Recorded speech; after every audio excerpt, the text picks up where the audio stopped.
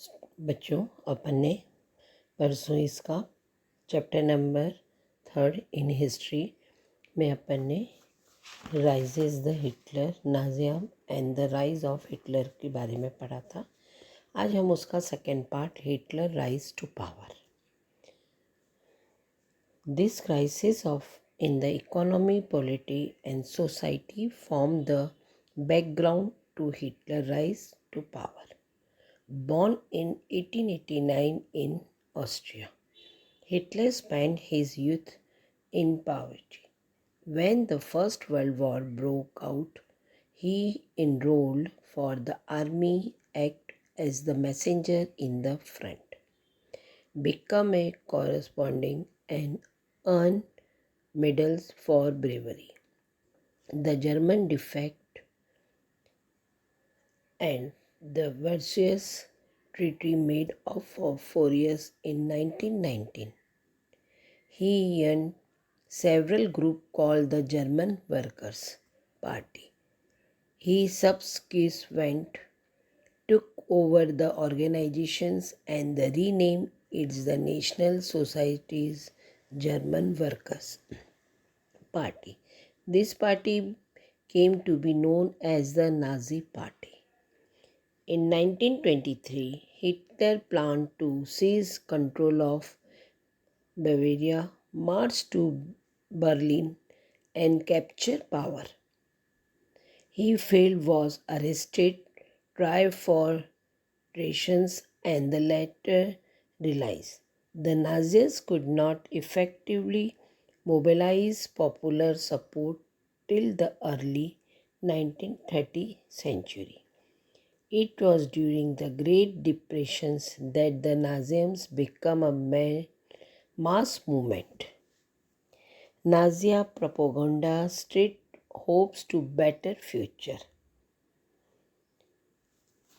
Hitler was a powerful speaker. His presence and his words moved people. He promised to build a strong nation, undo the injustice of Versailles Treaty and the restore of dignity in the German people. He promised to employment for those looking for work and secure future for the youth, to weed out all foreign influence and reset all foreign conspiracies against Germany. Hitler devised a new style of politics. He understood the significance of righteous and the spectated in the mass mobilizations. Nazis held massive rallies and public meetings of demonstrate of support for Hitler. बच्चों, आज हम आगे पढ़ेंगे Hitler का उदय। अर्थशास्त्र, राजनीतिक और समाज में गहराते जा रहे संकट ने हिटलर के सत्ता को पहुंचने का एक रास्ता साफ कर दिया। 1889 में ऑस्ट्रिया में जन्मे हिटलर की युवा अवस्था बेहद ही गरीबी से गुजरी थी। रोजी रोटी का कोई जरिया न होने के कारण पहले विश्व युद्ध की शुरुआत में उसने भी अपना नाम फौजी भर्ती में लिखवा दिया था। भर्ती के बाद उसने अग्रिम मोर्चे पर संदेशवाहक का काम किया। कॉर्पोरल बनाकर बहादुरी के लिए उसने कुछ तमगे भी हासिल किए। जर्मन सेना की पराजय ने उसे हिला दिया था, लेकिन वर्साई की संधि ने उसे आग बबूला ही कर दिया। 1919 में उसने जर्मन वर्कर्स पार्टी नामक एक छोटे से समूह की सदस्य ले ली। धीरे धीरे उसने इस संगठन का पर अपना नियंत्रण कायम कर लिया और उसे नेशनल सोशलिस्ट पार्टी का नया नाम दिया। इस पार्टी को बाद में नाज़ी पार्टी के नाम से जाना गया। 1923 में हिटलर ने बवेरिया पर कब्जा करने, बर्लिन पर चढ़ाई करने और सत्ता पर कब्जा करने की योजना बना ली। थी। इस दुस्साहसिक योजनाओं पर वह असफल रहा। उसे गिरफ्तार कर लिया गया और उस पर देशद्रोह का मुकदमा भी चला, लेकिन कुछ समय बाद उसे रिहा कर दिया गया। नाज़ी राजनीतिक खेमा 1930 के दशक के शुरुआती सालों तक जनता को बड़े पैमाने पर अपनी ओर आकर्षित नहीं कर पाया, लेकिन महामंदी के दौरान नाज़ीवाद ने इस जन आंदोलन का रूप ग्रहण कर लिया। 1929 के बाद बैंक दिवालिया हो चुके थे, काम धंधे बंद होने जा रहे थे, मजदूर बेरोजगार हो रहे थे और मध्य वर्ग भी लाचारी और भूखमरी का डर सता रहा था। नाज़ी प्रोपेगेंडा में लोगों को एक बेहतर भविष्य की उम्मीद दिखाई देती थी। 1929 में ही नाज़ी पार्टी को जर्मन संसद राइक्सटैग के लिए चुनाव में महज चुना गया। हिटलर जबरदस्त वक्ता था। उसका जोश और उसके शब्द लोगों को हिलाकर रख देते थे। वो अपने भाषणों में एक शक्तिशाली राष्ट्र की स्थापना, वर्साय संधि में हुई नाइसाफी की प्रतिशोध में और जर्मन समाज को खोई हुई प्रतिष्ठा वापस दिलाने का आश्वासन देता था। उसका वादा था कि वह बेरोजगारों को रोजगार और नौजवानों को एक सुरक्षित भविष्य देगा। उसने आश्वासन दिया था कि वह देश के विदेशी प्रभाव से मुक्त कराएगा और तमाम विदेशी साजिशों को मुंहतोड़ जवाब भी देगा। हिटलर ने राजनीतिक की नई शैली रची और लोगों को ग्लोबंद करने के लिए आडंबर और प्रदर्शन की अहमियत समझाता था। हिटलर के प्रति भारी समर्थन दर्शाने और लोगों में परस्पर एकता का भाव पैदा करने के लिए नाज़ियों ने बड़ी बड़ी रैलियां और जनसभाएं आयोजित की। The first point is the destructions of democracy. On 30th January 1933, President Hindenburg offered the chancellorship, the highest position in the cabinet of ministers, to Hitler. By now, the Nazis had managed to rally the conservatives to their causes. Having acquired power, Hitler set out to dismantle the structures of democratic rule. A mysterious fire broke out in the German parliament building in February, facilitated his move. They were, however, only one among the 52 types of victims persecuted by the Nazis across the country. बच्चों, Hitler के उदय में ही पहला point है लोकतंत्र का ध्वज। लोकतंत्र का ध्वज 30 जनवरी 1933 को एक राष्ट्रपति हिंडनबर्ग ने हिटलर को चांसलर का पद भार संभालने की न्योता दिया। वह मंत्रिमंडल में सबसे शक्तिशाली पद था। तब तक नाज़ी पार्टी की रूढ़िवादियों को भी अपने उद्देश्यों से जोड़ चुकी थी। सत्ता हासिल करने के बाद हिटलर ने लोकतांत्रिक शासन की संरचना और संस्थाओं को भंग करना शुरू कर दिया। फरवरी माह में जर्मन संसद भवन में हुए रहस्यमय अग्निकांड से उसका रास्ता और आसान हो गया। 28 फरवरी 1933 को जारी किए गए अग्नि अध्यादेश के जरिए अभिव्यक्ति, प्रेस व सभा करने की आज़ादी भी उसे मिल गई। कम्युनिस्ट को रातों रात कॉन्सेंट्रेशन कैंपों में बंद कर दिया गया।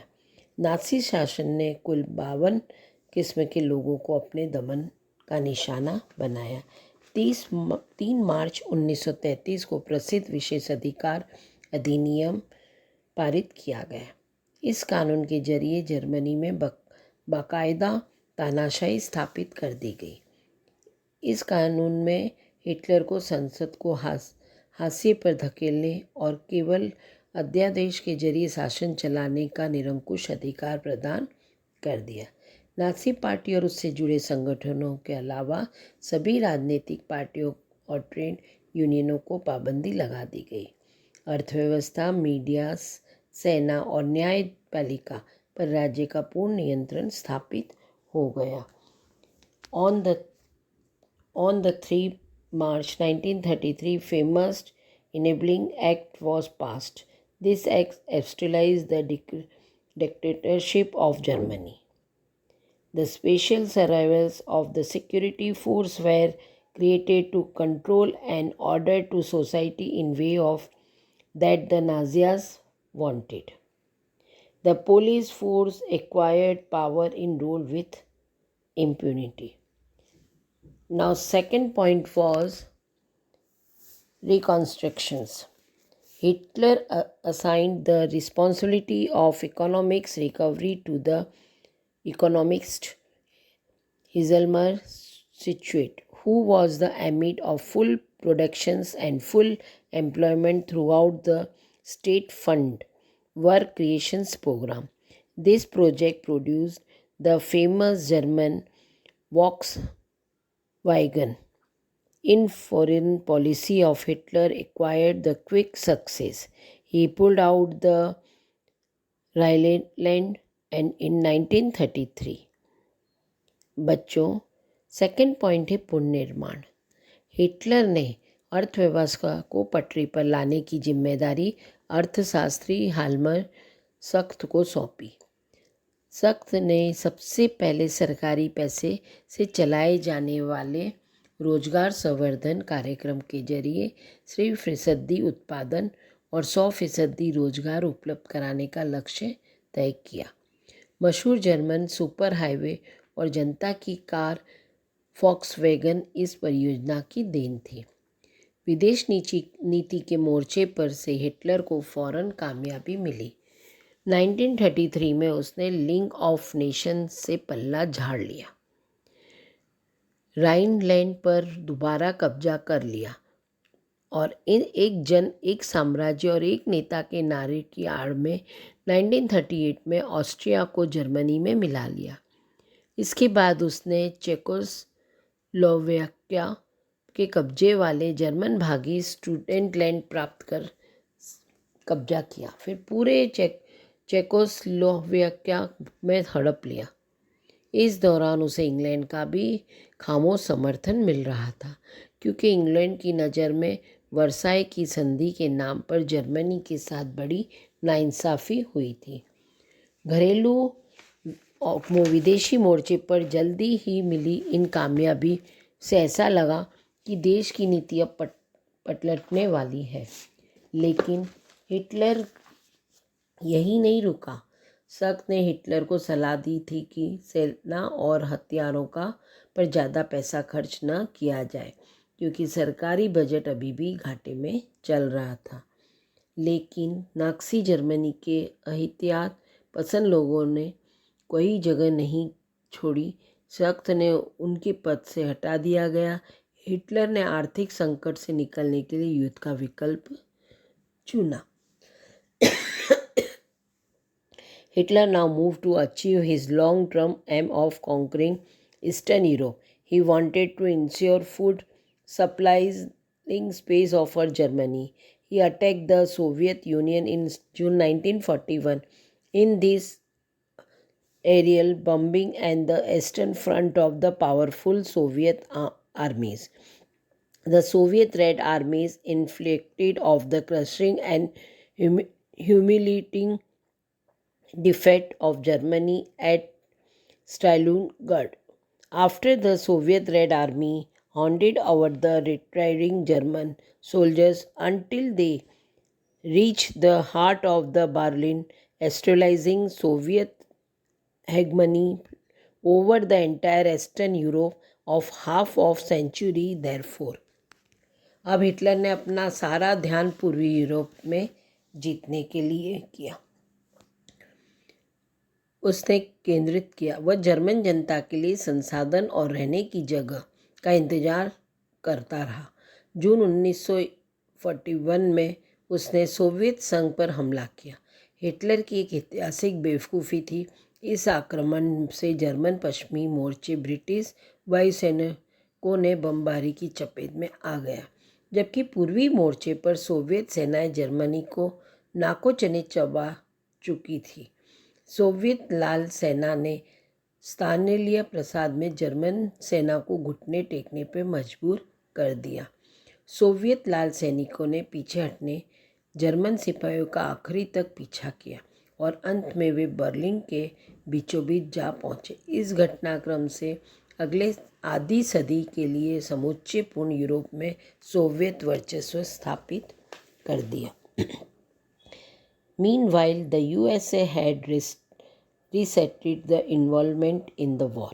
It was unwilling to again to face all the economics problems that the First World War had caused. But it could not stay out of the war for long. Japan and expanded its power in the East. It had occupied French Indochina and was planning attack on USA naval base in the Pacific.